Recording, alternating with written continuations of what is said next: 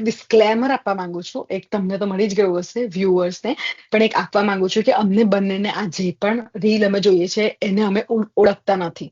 એની સાથે અમારો કોઈ સંબંધ નથી. અમે કોઈ હેટ નથી ફેલાવવા માંગતા.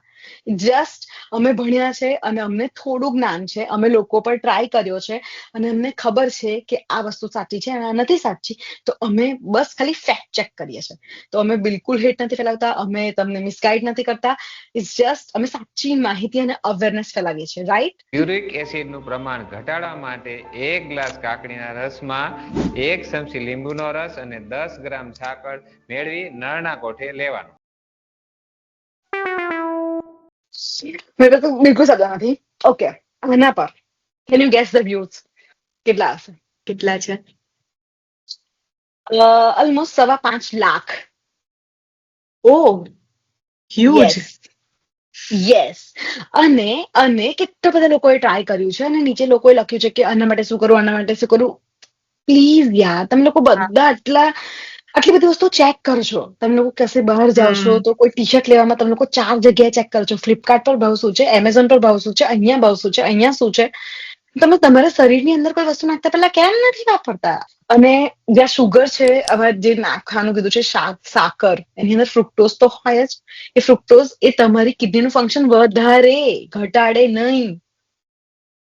તો યુરિક એસિડના લીધે જે ગાઉ થાય છે, જે પ્રમાણ વધેલું છે એ ઘટે નહીં, આ પાણીથી વધશે. કેવું છે તમારું? યુરિક એસિડ અગેન એક એવું સેન્સિટિવ વસ્તુ છે કે જે ખાલી વજન વધારે હોવાથી કે પછી એજ રિલેટેડ ફેક્ટર છે એના લીધે ડેવલપ થયું છે એવું નથી. એનું કારણ કોઈ મેડિસિનના રિએક્શનની રીતે પણ હોઈ શકે.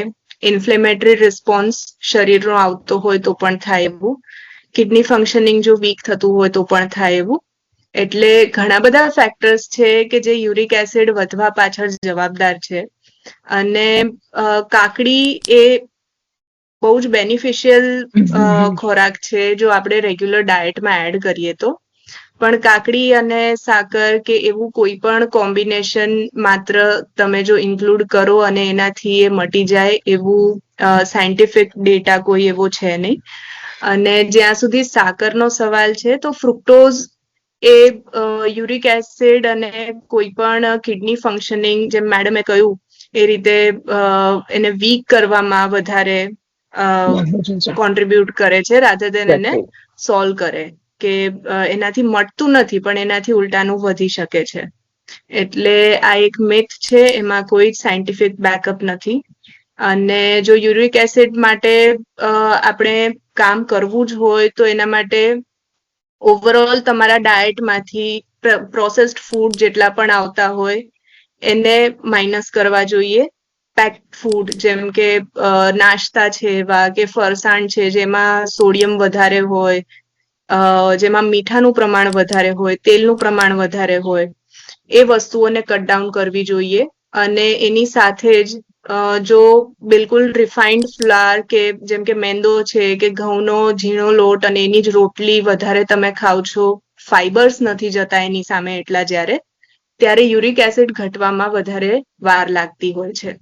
અને સાથે સાથે વિટામિન સી અને બીજા વિટામિન્સ જેમ કે વિટામિન એ, વિટામિન ઈ, આ વસ્તુઓનું પણ સપ્લિમેન્ટેશન ફૂડથી જો શરૂ કરવામાં આવે તો એ તમને બહુ જલ્દી અસર થઈ શકશે એમાં. એટલે કોઈ એક એવું ડ્રિંક નથી કે જે યુરિક એસિડને સારું કરી આપે છે, પણ મલ્ટિપલ વસ્તુઓ ઉપર કામ કરીને આપણે એને ઘટાડી શકીએ છીએ. એક્ઝેક્ટલી. કોઈ ડોક્ટર તમને એવું નહીં કે આ આટલું લઈ લો તો તમારું આ થઈ જશે કે આ રોગમાંથી બચી જશો. તો પ્લીઝ તમે એના પર ધ્યાન આપો, બધી વસ્તુઓ પર ધ્યાન આપો. Please please. ઇમેજિન 5 લાખ લોકોએ જેવું છે. એમાંથી 50,000 લોકોએ તો ટ્રાય કર્યું હશે ને. Uric acid is very common. કેટલું કોમન છે હમણાં તો. બહુ જ કોમન છે. અને એવું નથી કે માત્ર જે લોકોની ઉંમર 50-60 ની આસપાસ છે કે એનાથી વધારે છે એ લોકોને થાય છે. અત્યારે 35 યર્સના પણ કોઈ પણ એડલ્ટને જોવા મળે છે, કોઈ પણ યંગસ્ટરને પણ એ જોવા મળે છે. સ્પોર્ટ્સ પર્સનમાં પણ આ વસ્તુ બહુ જ કોમનલી હાઇલાઇટ થાય છે હવે.